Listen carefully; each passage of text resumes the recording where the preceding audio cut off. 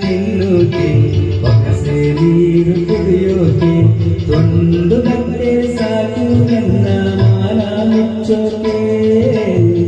ಅಂದೆಯಗಲ ಜಾಗ ಸಾಕು ಆಯಾಗಿರೋಕೆ ತುತ್ತುವನ್ನ ತಿನ್ನೋಕೆ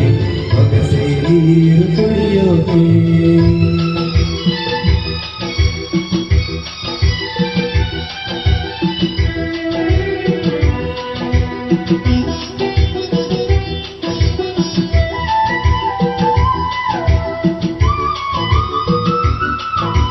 ಕಾರಣಗೊಂಡು ಮರವೇ ಒಣಗಿ